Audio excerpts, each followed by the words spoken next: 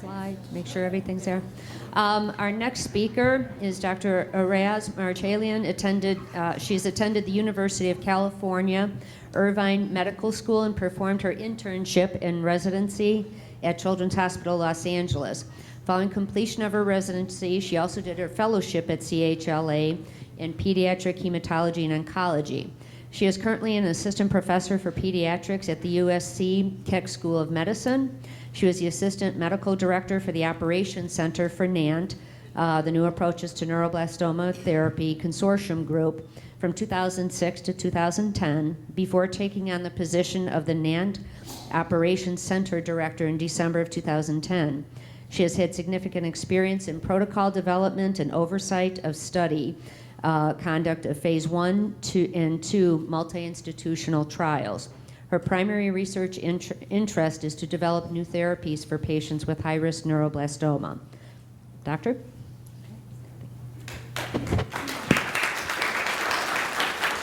That's it. Thanks. I'm glad to be here. This is my first CNCF conference. Yay.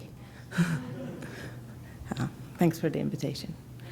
So my role here is to tell you a little bit about NANT. Some of you may be familiar with it, and some of you not as much, and we're going to take a little tour of the current protocols that are open. So NANT, which is the New Approaches to Neuroblastoma Therapy, is a multi-institution consortium, and its goal is to improve survival of high-risk neuroblastoma by developing new treatments with mechanism of actions designed to overcome resistance and decrease side effects. So these are our sites. In this last year, we were finally able to get someone in the middle. We've been two coasts for a while, and we are currently at 14 institutions. Historically, this is NANT is one of the 4 projects of the NCI-funded program project grant. The PI of that is Dr. Seeger. It's the biology and therapy of high-risk neuroblastoma. So the clinical part is one aspect of the whole NANT, of the whole program project grant, and the rest of the other groups are actually all the preclinical labs, all the labs that link in to the clinical part. So we work very closely with the lab folks to be able to get things fast into clinical. The NANT leader is Dr. Mathey at UCSF, and Dr. Villablanca, who's was quite active before. She's semi-retired right now. So it was first funded in 2000. There were 8 participating sites, and now we are currently 14 sites. We've gone up to 16, but trying to decide on the sites that would have the most activity and being not as big, but really trying to concentrate. So it's a rigorous process to get protocols through, but really the most important part is that it makes sense biologically before it moves forward. So what am I going to talk about? Who, why, and when for a NANT trial, how to select the appropriate trial. Those are, and really the majority of the time we're going to talk about the overview of the NANT trials.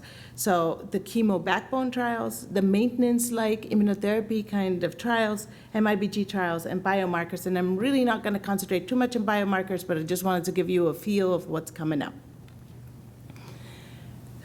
So obviously, for a patient with relapsed resistant disease, we're fortunate enough to have many options in neuroblastoma, but we always can run out of options. So you can go with available chemotherapy. There are phase 2 clinical trials that get prioritized most of the time over phase 1. We have our phase 1, and obviously we have treatment for comfort. But who are the patients who would be appropriate for a NANT trial? So obviously the relapsed or patients who have had progression. But we are also at times selecting patients who have had a poor response to upfront therapy because those patients may benefit as well. We are working, and it's a moving target at this point in terms of identifying other patients who may not necessarily be the regular poor responders, but we now know that, for example, an MIBG score that may identify those patients and are very poor risk and may be able to go onto an AND trial. And a TLDA, which is a PCR test for minimal residual disease, and that's another marker that we are actually looking at incorporating for patients to be able to get on.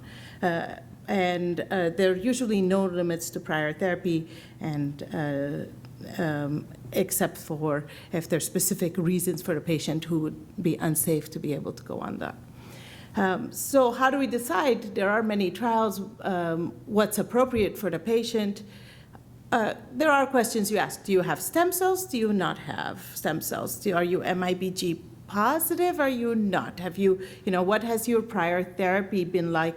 What kind of tumor do you have? Do you have bulky tumor? Do you have just microscopic small amount of tumor? And, what is the rest of kidney, lung, and heart function? And then there's choices. Do we want to be inpatient? Do we want to be oral versus IV? Do we want to travel? And of course, what are the openings on the study? And what about the target? So in terms of openings on studies, if you are in a center that's an AND center, most of the time the physicians will be thinking ahead of time to try and reserve spots. And most of the time that is actually very possible and available, but something that just needs to be thought about just a little bit in advance.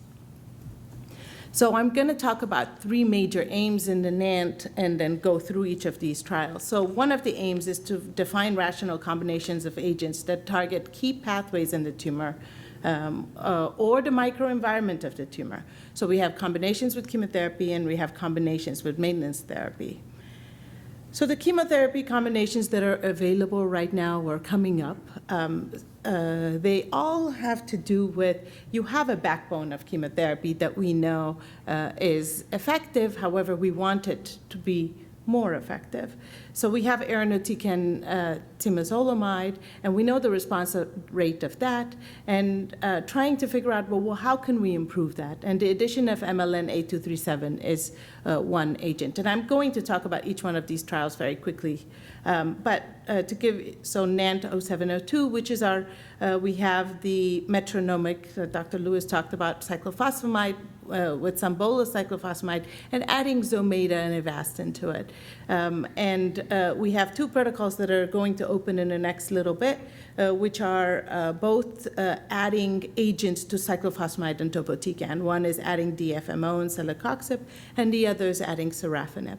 And then we have ways to try and improve melphalan, and that's what we use in transplant, and that's the addition of BSO.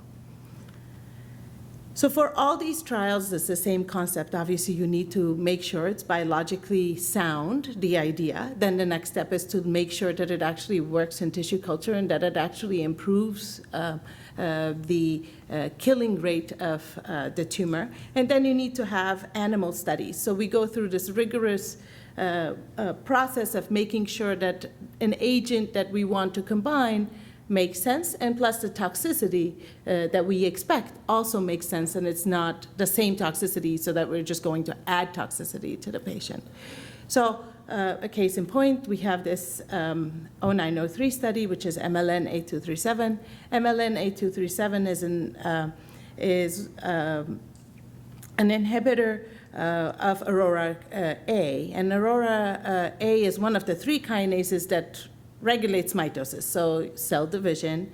And we know it's Aurora A is actually an essential regulator proliferation of MECAN amplified neuroblastoma. But we also know that it has activity in multiple neuroblastoma cell lines, not just NMEC amplified.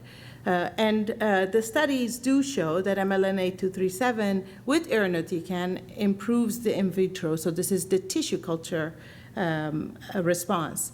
And we know that there were studies done that irinotecan and temodar and MLN in xenografts, so we are talking about animal studies, was better than either alone and suppresses growth. And in this case, you can see that the green here is MLN irinotecan, and here you have survival.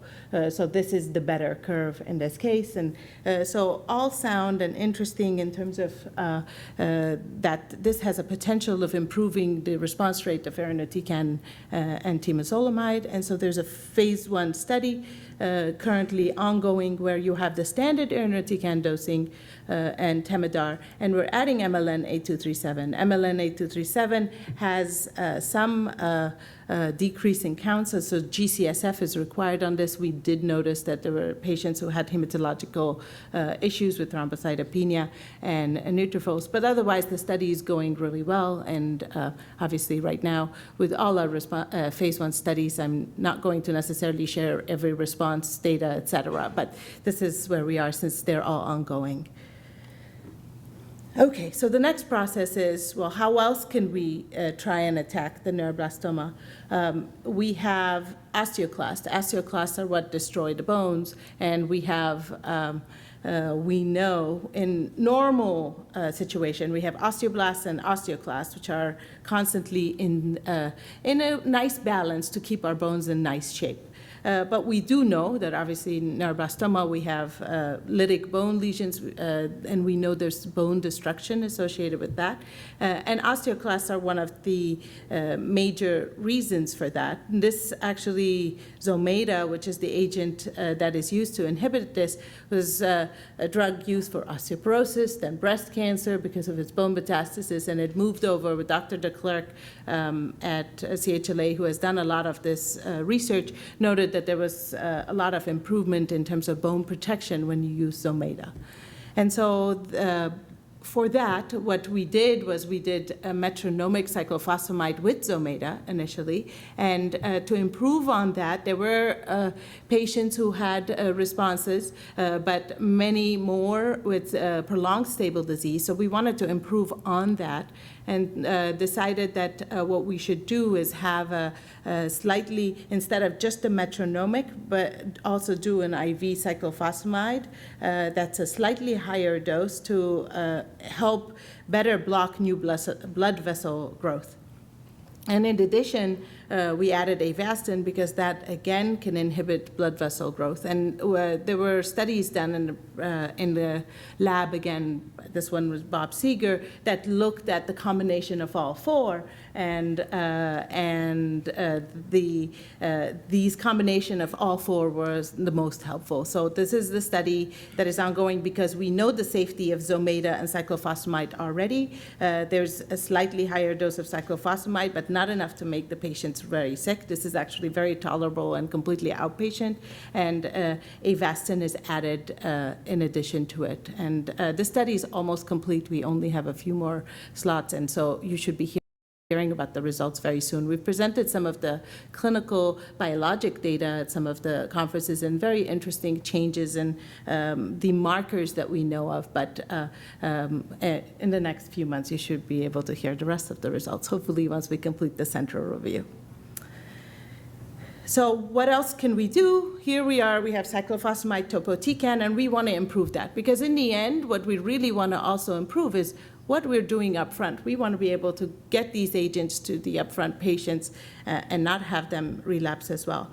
So we have cyclophosphamide topotecan and trying to see how we can optimize that therapy. There are two studies that are upcoming, and actually this DFMO study, we should be hearing from the FDA anytime now in the next couple of weeks, and so should be activated. So this is related, and I think you have heard about DFMO, I'm assuming, by Dr. Scholler, who spoke a little bit about it this morning. ODC1 is a rate-limiting enzyme in polyamine synthesis, and we have MICAN deregulation that increases the cell dependency on polyamine proliferation. And high-risk neuroblastoma with or without MICAN amplification overexpresses ODC1, suggesting that this pathway is very important. We know that it's in terms of preclinically that here you can see ODC1 expression is a worse prognosis. And when you add it to cyclophosphamide, in this case, for example, the tumor-free survival is much better than cyclophosphamide alone. In this study, as opposed to what you heard earlier in the morning, the doses of DFMO are slightly higher because of the thought that ODC, really to get to the inhibition, you need a slightly higher dose than the dose that's proposed in the other studies. This study is actually chaired by Dr. Hogarty, and it combines DFMO and celecoxib, which is Celebrex. Celebrex also has some activity, and in combination, the two together are actually improved. And so what we are doing is we're treating with DFMO and celecoxib before the patient starts chemotherapy to get to the optimal inhibition, and then start the cyclophosphamide and topotecan and continue the celecoxib the whole time, but do give the patient some breaks with the DFMO. So we're excited about this study, and we'll be hopefully seeing it activated in the next little bit. So the other agent that we are looking at is sorafenib. So sorafenib is a multi-kinase inhibitor and inhibits both surface tyrosine kinases, and you have intracellular kinases. Mainly these are processes that are important. And what you really want, I think, in the end, what we have decided, as opposed to be, we really need these kinases that are what they call them, dirty kinases, or they do a lot, not just in one pathway. Because really what we've realized so far is if you do one pathway, the tumor decides to upregulate another pathway. So sorafenib is one of those multi-kinase inhibitors. So that's why we thought about trying it and in the lab. And there was data from Bob Seeger's lab that showed that sorafenib, in addition to doing that, really inhibits the monocyte and macrophage-associated inflammation. And the theme with this is that the inflammation in the tumor really works on the body and gets this inflammatory cytokines, and so that the chemo actually doesn't work as well as it should. So if you can inhibit those inflammatory markers, then you can have a better effect of the chemotherapy. So all the preclinical data being interesting, now we have mouse studies to show that, these are, I hope nobody is annoyed at mice experiments. So you have, I don't do them, but I think they're very useful. So you have cyclophosphamide and topotecan here alone, and you have cyclophosphamide and topotecan and sorafenib. And again, in a really significant difference in terms of the effect of cyclophosphamide. So and what we will do, one asks, well, you will have two cyclotopo studies, which one should the patient go on? And I think that really is going to be dependent on what's probably available and, other parental choices probably. And there might be some eligibility differences between the two studies, but we are trying to standardize them so that they're pretty close. So for example, sorafenib can give a little more hypertension issues in the leukemia population. So if a patient has hypertension, that's probably not the best drug. So those are kinds of things that we can look at and try and decide. But this way, there will be, at any point, if a patient is going to get retreated with chemotherapy to decrease bulk, these will be really studies that will be available. So again, just like the DFMO study, we're going to be pre-treating with sorafenib to get the biological effect, and then getting in the cyclophosphamide, topotecan, and GCSF or Neulasta, as everyone wishes. Of course, all these studies have a lot of biological correlates in terms of trying to understand, are we really hitting the target? Are we doing what we want to do? And all those are built in the studies, and we'll hopefully be able to each time understand who are the responders and who are not, and why are we not responding potentially. So what about transplant? Should we do anything with melphalan? And this is a study that's our age-old study that is going to complete this year. And it is related to glutathione inhibition. We know that glutathione levels may be related to chemotherapy resistance, and we have postulated that if you can increase cell killing by decreasing that, and BSO inhibits that, and you can see this is data from Pat Reynolds that shows that when you have the combination of both, you have increased cell killing. And so this study, this is actually based on a prior pilot study with some responses. I'm always a little not hesitant to show these kinds of scans because really an NF1 is not what you're going for. You really want the science behind the overall, but still it's it's nice to see that a tumor can, shrink, and here there are liver lesions, and they're much smaller in there.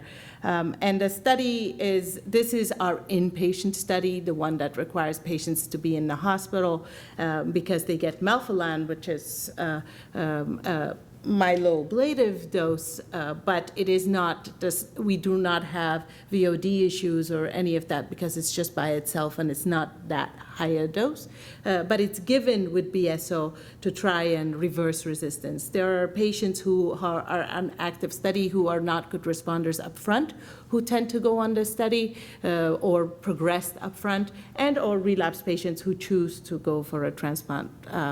It's not as big as a transplant, but it does require to be in the hospital for a couple weeks for that.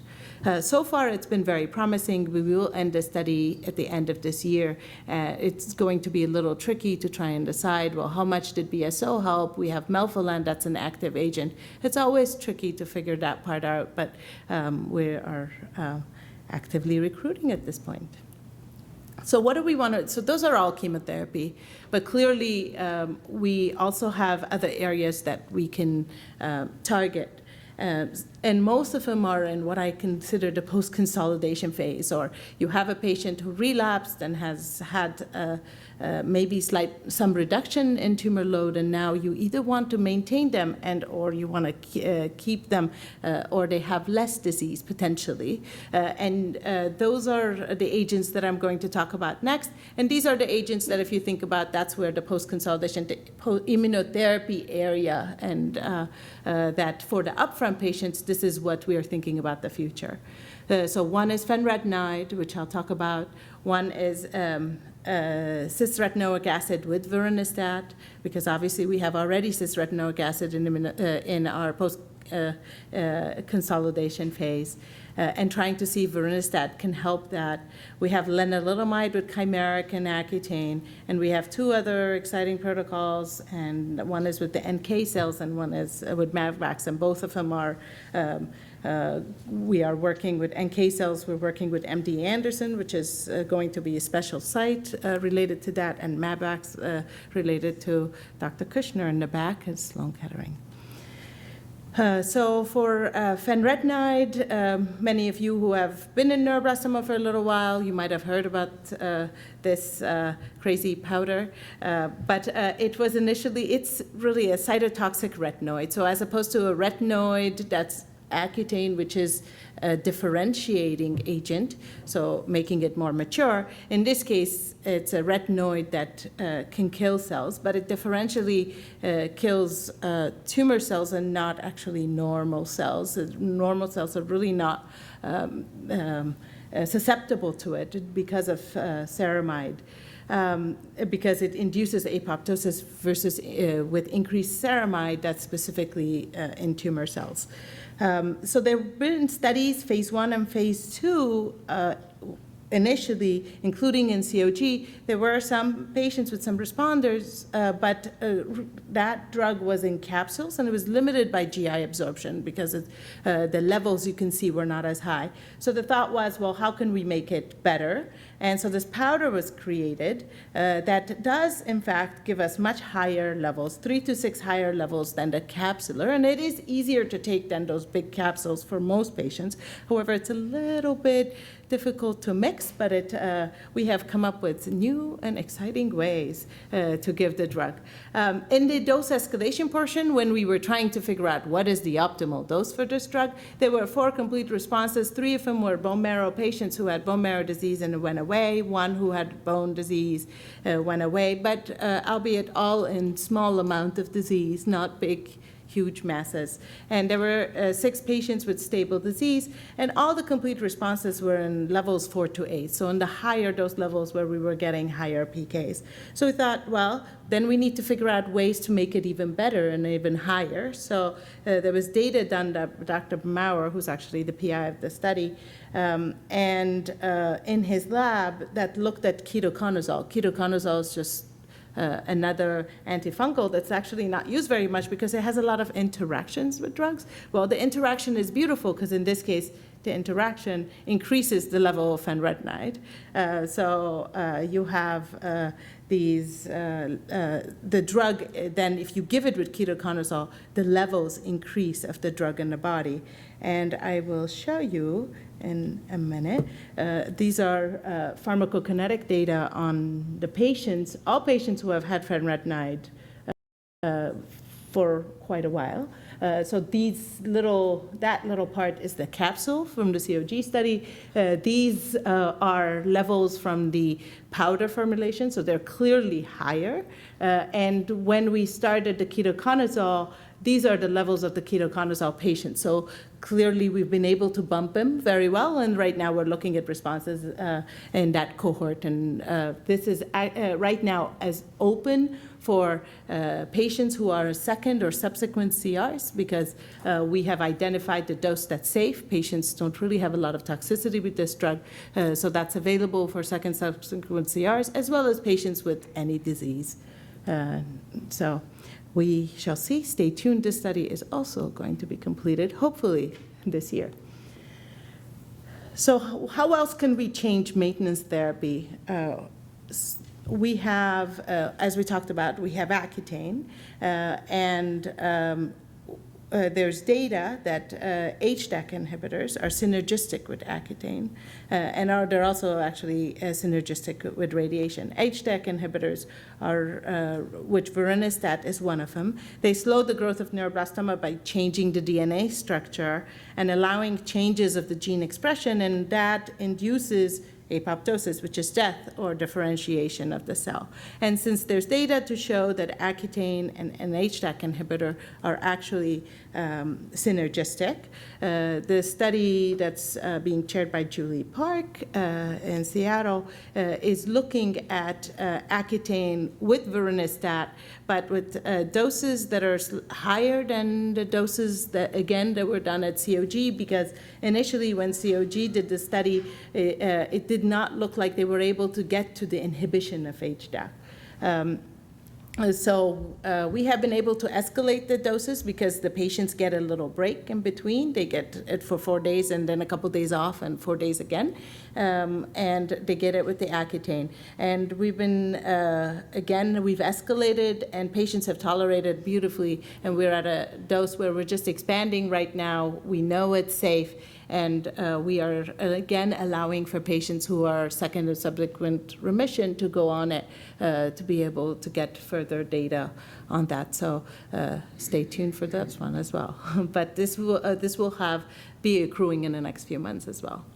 So what can we do with immunotherapy? We have chimeric 1418, beautiful. We know it works for upfront patients. But can we improve there? What can we do over there? So lenalidomide is a structural analog of thalidomide. It has thalidomide has some neurotoxicity and sedation, so this doesn't have it. It's an FDA-approved drug for myelodysplastic syndrome and multiple myeloma. And what's interesting, that it enhances NK cell killing of tumor cells, and it overcomes the immune suppression that occurs with neuroblastoma, and it can enhance the activation of your T cells, increased production of IL-2, and stimulation of NK and dendritic cells. And actually, there was a phase 1 through COG looking at lenalidomide single agent, and there was beautiful biology in terms of seeing all these in the patients, IL-2 increase, GM-CSF increase, all of it. That data helped us to do some mouse experiments and looking at whether the addition of lenalidomide will help chimeric 1418 work better. Here's chimeric 1418, and anything red is, very hot, and blue is less, and obviously nothing is beautiful. There's no tumor there. So lenalidomide plus chimeric 1418, again, was better than not. And so our thought is then this not only could potentially be better in terms of its effect, since you're endogenously increasing GM-CSF, IL-2, all the cytokines, but you're also activating your NK cells, which are very important. But also, you could potentially have less toxicity because we all know chimeric 1418 with IL-2 and GM-CSF is challenging at times. And so this study is treating with lenalidomide throughout and then continues for 21 days. And chimeric 1418 is given with a standard dose. This study right now is just in its initial dose levels. There will be, for second remission patients, allowed later, but at this point, CTEP obviously will not allow us until we figure out the safety. So this is for patients with some kind of disease that can go on it. And we are in the second dose level, which is very soon. We're going to be giving Accutane with it, because really what we want to look at is what the future will look like. Can we do this for all patients up front instead of doing IL-2 and GM-CSF? I have a nice picture of this, but it's on my computer, won't help you very much. But this is a study with NK cells. They're a collaboration with Dean Lee at MD Anderson. There's K562 derived cells. So what happens is you can take patients' blood and activate it and actually get more than 2,000-fold of your own NK cells. They can produce that from just some blood from the patient. Since we were trying that, and you can get autologous NK cells grow in the lab of the patient, and we noted that these NK cells are very cytotoxic against very many neuroblastoma cell lines, alone or combined with anti-GD2. And we were able to freeze and thaw, and they actually work beautifully. Put them back in mice, and they actually, with chimeric 1418, have an improved response. And you can see these are poor mice with no treatment, with NK cells, and you have NK cells with chimeric 1418. Very nice responses with the study. So the proposal for the study, and it is currently, we're working on the study actively. It is going to follow the lenalidomide chimeric 1418 study. We have other labs that looked at the addition of lenalidomide as well, and that even enhances that even further. So the proposal is to have patients who are at any NANT institution, when at some point give blood, as long as they think they will go on the trial. MD Anderson will do our NK cell expansion. They'll be frozen and kept, and when the patient is ready to then proceed with immunotherapy, would go to a NANT site that will be giving the NK cells with the lenalidomide as well as chimeric. So we are giving the NK cells before with chimeric, and then giving lenalidomide rest of the time.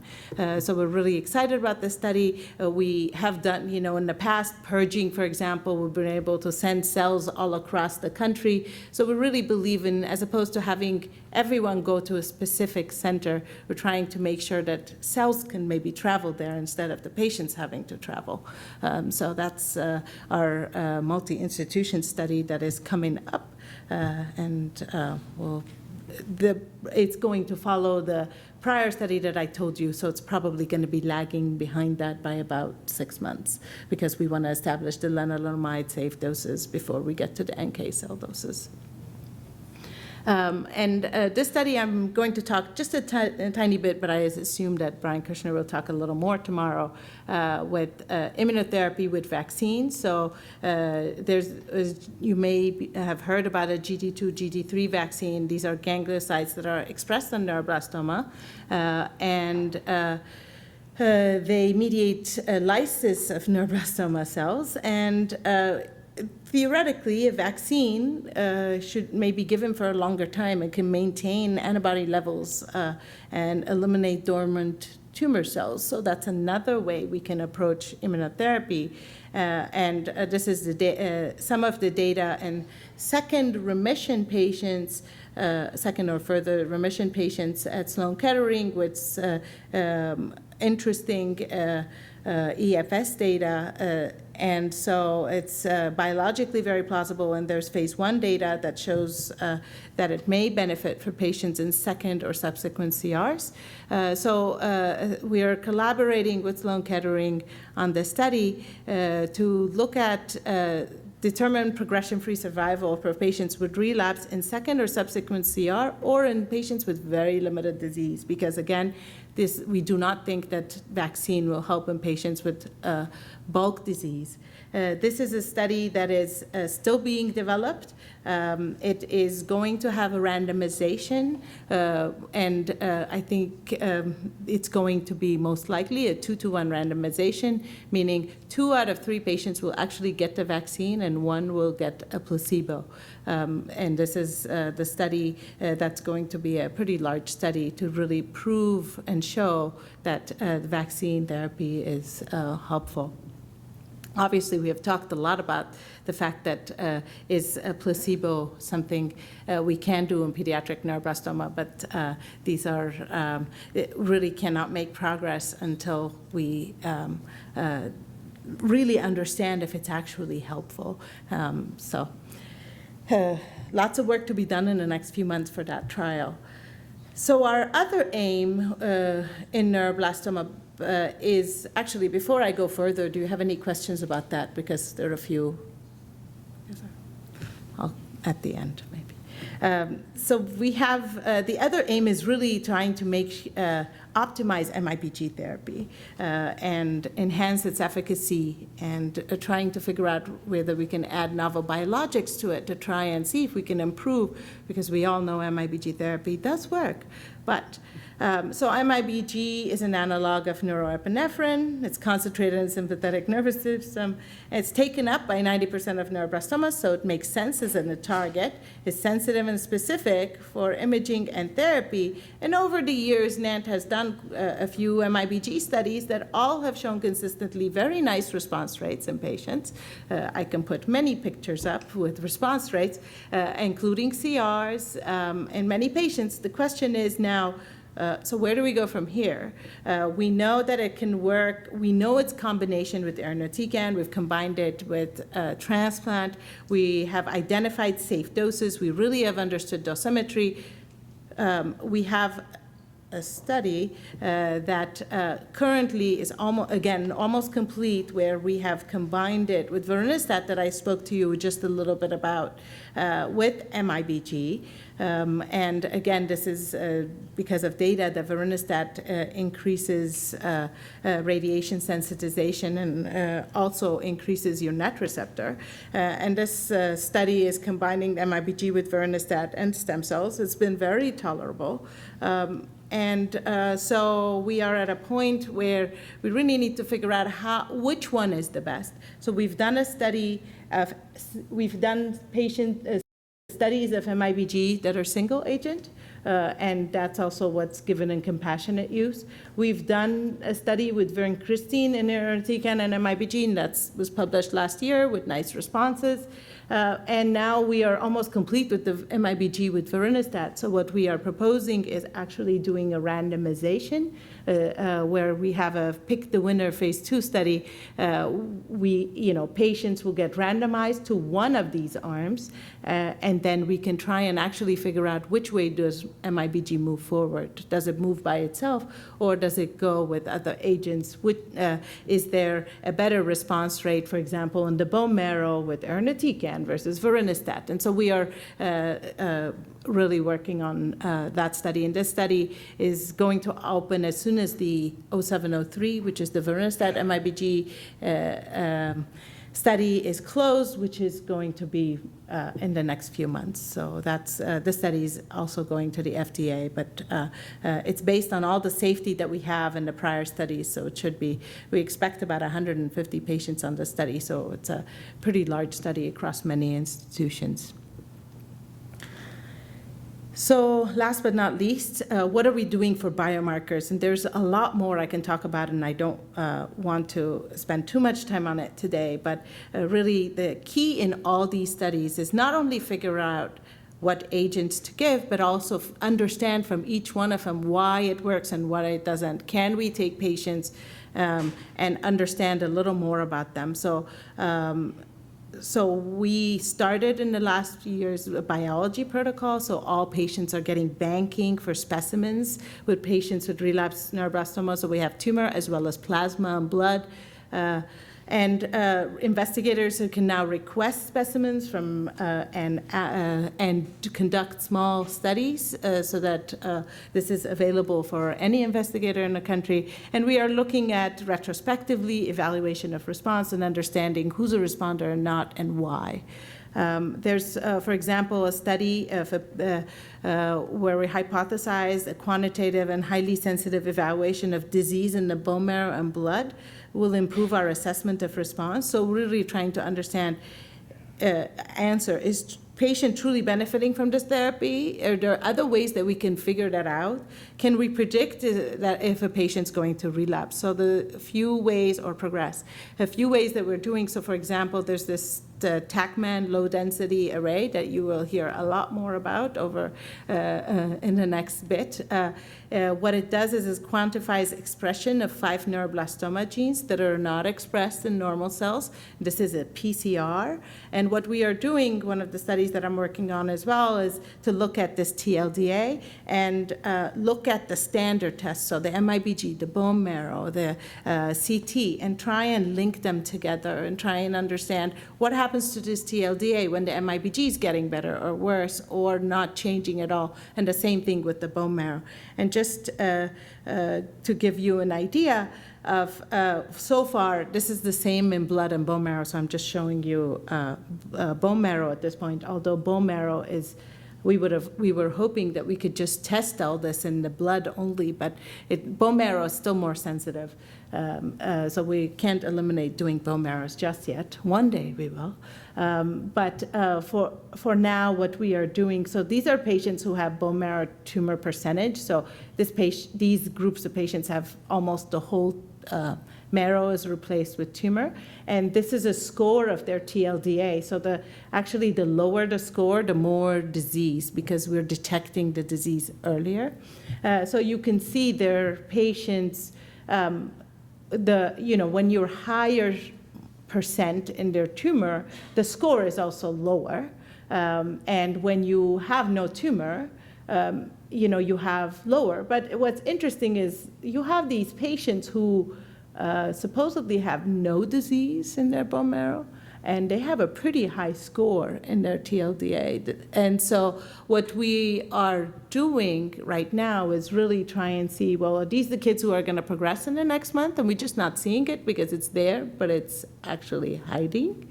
You can see 42% with positive TLDA were actually negative by morphology. So this is a way of detecting disease that we can't see with our current standard tests. So these are the kids that we, in addition to figure out, well, can we, this is the same for MIBG. You have patients who are negative but still have disease, and even with the quadrants with MIBG and bone marrow. And, we all can think of, these patients who have a lot of MIBG sites have a low score because it's showing that their disease, there's more disease. And we can see it in the blood as well, and we can detect this tumor in the blood very nicely. So what we're looking at are things like this. So these are patients with PR, mixed response, stable disease, and progressive disease. What is the score doing? So this is a change in the score. So this kiddo, clearly the score went down, so it's beautiful, and as a PR. These kids the score didn't change that much, but they were still a PR. These are mixed response. They got a little better, but still right there. And here you have these progressors, and their score got really much worse. And these are progressors. Everyone here is a progressor, but the score is all towards negative. There's a group of stable disease that I think is going to be fascinating to dissect out, because I think later on we'll find out that these are the ones who are going to recur next month, and these are the ones that are benefiting. And really, that's what we're trying to identify. So what one really wants to do is try and do TLDA at your time points. You call the patient stable disease, but are you really stable disease? And can you identify the patient who's not a stable disease was going to be a PR, and a patient who's going to progress? And that's what we're working on right now. So this is just a little part of what we're doing biologically, but there's more coming up in this area. And of course, this is acknowledgements are many, our NANT collaborators and sites and scientific committee. We have a NAC parent advisory committee that has been very, very helpful for us in terms of helping us design trials, and give us input early on in our scientific review committee. And many, many foundations are at the NIH. And of course, our patients and families who are super helpful and willing to go in with us to make some progress. Thank you.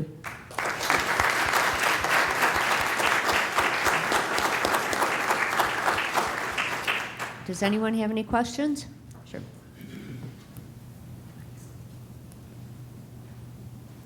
Hi, Araz. Hi. Thanks for coming. Question for you, and I may just have missed this because I was taking the notes. Is the N1302 frontline, or is that relapse? It's relapse right now. It is relapse. All these studies are for relapse patients. They all are, Because we're not trying to recreate what COGU is doing, but I think at some point, we are actively working with COG because these are how we visualize. As soon as there's signal activity, then we move it forward. That's why we have a COG strategy chair on our scientific committee as well. Okay. I have another question too. On the N1301, if they've The already, NK cells. yeah, if they've already been through 1418, could they do it again? Yeah, you can, just because you've had anti-GD2 therapy does not mean that anti-GD2 therapy will not work again In a relapse. in relapse setting. In fact, we have looked at the GD2 antigen and patients who are upfront and relapse, and it's still there. If you progress on anti-GD2 therapy, those are the patients we are excluding because there's clearly something about their tumor.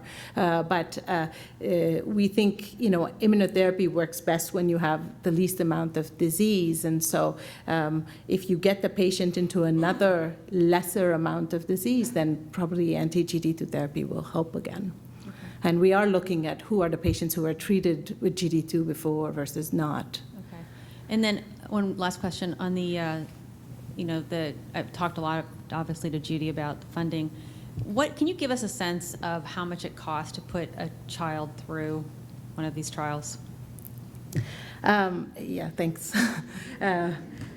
These trials are quite expensive, as you guys can imagine. It's about, for each patient, it's about $20,000 to get through therapy. What we have done is we try and make the pot complete by multiple groups. So our NIH funding gives us about 50% of all our funds that we need for our NANT trials. And it's foundations and industry. For example, Millennium is the drug that's providing MLN 8237, but they're also supporting our trial. United Therapeutics, that's not, is helping us with our Chimeric 14 trials. And all the foundations just together, all helping us to be able to make this a reality for all sites. So we have multiple foundations, and every bit helps, and we've been able to put it together to make it happen. For each study, we any investigator who comes to NANT and proposes a study that passes the scientific review committee is the NANT will pay for the study. And what the investigators generally do is they try to also get a grant on the side for some of the science experiments, the lab experiments that they're doing, and then try and get, for us, having, for example, CNCF and on all the organizations as well as help us to put it together. Anyone else? Okay, one more. Who's first? I don't think it's working, but you can shout.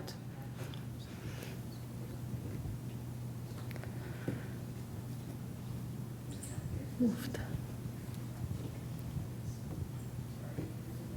Hello? Yeah, there you go.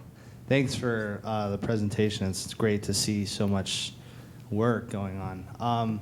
Can you just talk real quick about, I guess, the process that a relapse patient or family would go through to sort of figure out which one of these protocols they would get on? Because, I mean, you've gone through maybe, I don't know, 2 dozen different protocols, and so I think it would be helpful for us to kind of hear how do we go about choosing which one to go on, and thanks. Of course, good question. It's definitely something that you, as a parent, I think by yourself, it's quite difficult, and for the physicians together. So I think it's a group effort in terms of trying to decide what the best thing is. But let me give you sort of generalities. It really, you look at the patient and you look at what disease they're starting off with, and what shape they're in terms of all their functions, as well as what you're trying to achieve. So if I told you all those therapies that include chemotherapy, those do, I think, chemotherapy, we know there's response rates in chemotherapy baseline. So if one has bulky tumor, we generally say that perhaps start off with some chemotherapy with a new biologic, because you have new disease that's growing. But when you get to a point that you are lower down, then perhaps some of those groups that I talk about with the immunotherapy area, or you have less disease and you can concentrate on more minimal residual disease. Now, it also matters. I mean, one can say, I really don't want to do chemotherapy. Then that's a lifestyle choice, and that really is an important consideration. We know, for example, MIBG therapy has nice response rates, and nearly I can say nearly most patients will benefit from it. And so at some point, if you have stem cells, and just make sure that everyone has enough stem cells at diagnosis to last them many, many rescues, just in case. But at some point, that's a worthwhile, usually if one is MIBG avid, then that's in the consideration. But I think what I think of is for relapse, initially there are chemotherapies with biologics, hopefully, to try and improve response, perhaps MIBG at some point. And then just think about as if at diagnosis one does chemo, transplant, immunotherapy, and one can try to get to the same idea again in the same method. We don't have order in our studies, but that's generally what physicians will try and achieve, try and get some reduction, get to consolidation, which means get them to even further, and then come up with something to maintain them. And that's why the second CR cohort is also very important, to try and maintain any progress we've made in the initial studies. Does that answer? It's a really hard, and I don't think there's right or wrong. My patients will say, well, why this? Or I was trying to teach a group of physicians, well, what is our standard? And sometimes the answer is it depends, and that's frustrating. But you really have to look at, there's some generalities, but it does depend on the specific sites of relapse, disease, and prior therapy. So there's no one answer. We had one other question. Hi, Araz. Hi. I just wanted to ask a question about the exclusion criteria for CH14 with lenalidomide.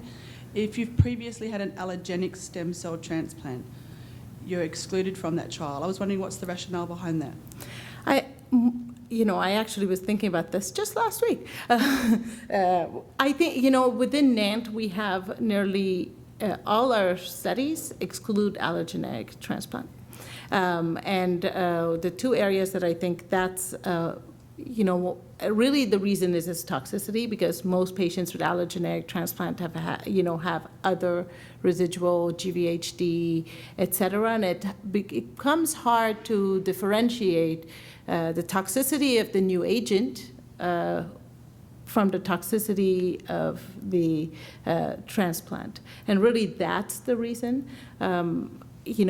We have thought about whether we could come up with criteria to say, well, if you've had an allogeneic transplant and you A, B, C, D, then perhaps you can go on that. But I think that's our next growing phase, and we'll have to, I'm sure Greg will tell me something about it. Or That's why he's there. Araz, always good to see you. Good to see you too. Just to add to that, oftentimes, Hey. I think I'm the next speaker, right? I'll just stand next here. time. and just start talking. Oftentimes the answer is actually FDA driven. These investigational studies all have to go through CTEP, through some NCI, NIH, FDA type mechanism. The FDA recognizes very well that a lot of the drugs that we use have immunomodulatory effects. A classic one would be lenalidomide, for example. That's part of one of the NANT studies. Lenalidomide theoretically can induce graft versus host disease, for example, in patients that have undergone an allotransplant. We've all seen it. I actually do adult transplant and pediatric transplant for a living. We are very cautious with lenalidomide. There's other drugs that we use that we just don't know the effect that it could have on donors, so third-party T cells coming from another donor. And because of that, the FDA is very cautious on us. Now, yes, we'd love to allow allogeneic transplants in a lot of our, as inclusion criteria, but I have to admit the FDA is reticent to allow us, especially if a patient's had a history of graft versus host disease, if that patient's still on any immunosuppressive therapy. By the way, the last question before that, even at our own centers, we have to justify how we're going to treat patients. So we actually have to prioritize all these NANT studies. Not only you as parents have to prioritize how are you going to proceed. We actually have to do it as investigators at our institutions. At our own center, and I know at many centers, the way we do it is we simply ask two questions. Is the disease bulky or non-bulky? And are we looking for quality of life as the main question, or are we still going full speed ahead?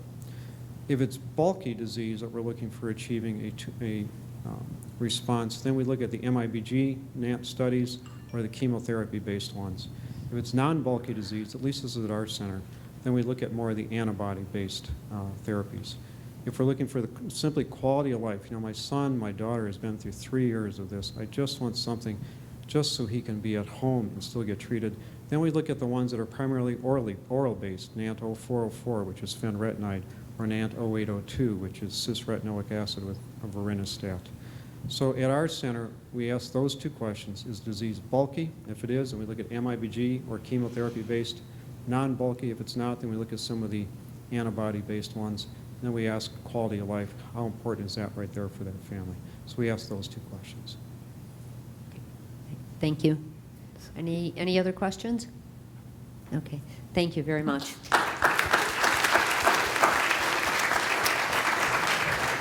We're going to take a 15-minute break, restrooms, and then I think they have some treats.